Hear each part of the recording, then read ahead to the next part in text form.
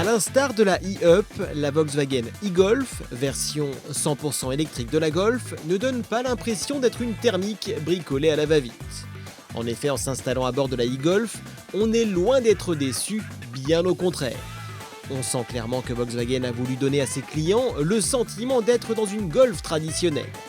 Il n'y a bien que les symboles e-Golf apposés sur les ailes avant, la calandre et le coffre, ainsi que le liseré bleu sur la calandre et le logo Volkswagen, lui aussi bleuté, qui la trahissent.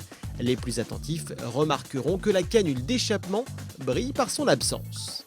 À l'intérieur, hormis quelques surpiqûres et un fond de compteur qui peut éventuellement interpeller, on est dans une Golf. On a même un levier de vitesse quasi identique à celui d'une DSG, alors que la boîte ne comporte qu'un seul rapport. Non, c'est bien lors de la mise en route que la différence se fait sentir. Aucune vibration, aucun bruit ne vient rompre le silence de l'habitacle lorsque l'on met le contact.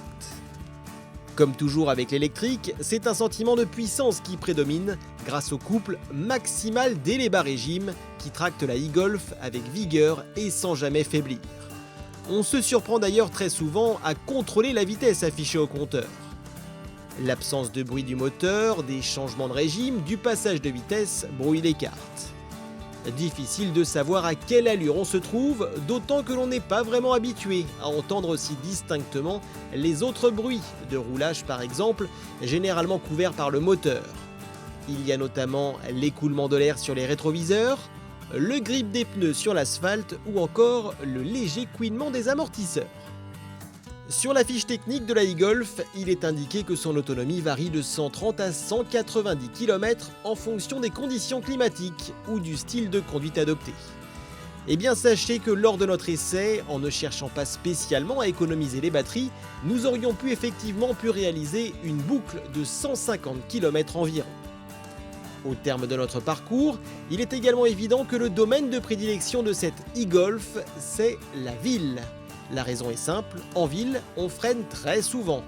Or, lors des phases de freinage, l'Allemande récupère de l'énergie et augmente ainsi son autonomie. Comme c'est le cas dans la e-Up, la e-Golf permet aussi à son conducteur d'optimiser la quantité d'énergie consommée à l'accélération ou récupérée à la décélération. Il suffit pour cela de choisir parmi les différents modes proposés celui qui semble le plus approprié à la situation.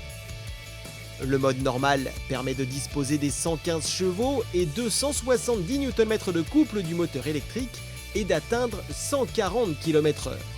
Tandis que les modes Eco et Eco Plus brident les performances de l'auto pour lui permettre de rouler davantage. Quoi qu'il en soit, quel que soit votre style de conduite, les batteries finiront par être vides et vous devrez brancher votre auto pour les recharger. Dès lors, plusieurs choix s'offrent à vous. Attendre 13 heures en la branchant sur une prise classique, 8 heures sur une wallbox à faire installer chez vous, ou retrouver 80% de l'autonomie en à peine 30 minutes grâce à une station de charge rapide.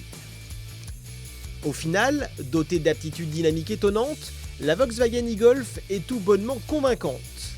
Capable de départs arrêtés foudroyants, elle surprend par sa maniabilité en ville. Sur route, son centre de gravité abaissé par les batteries lui offre un très bon comportement.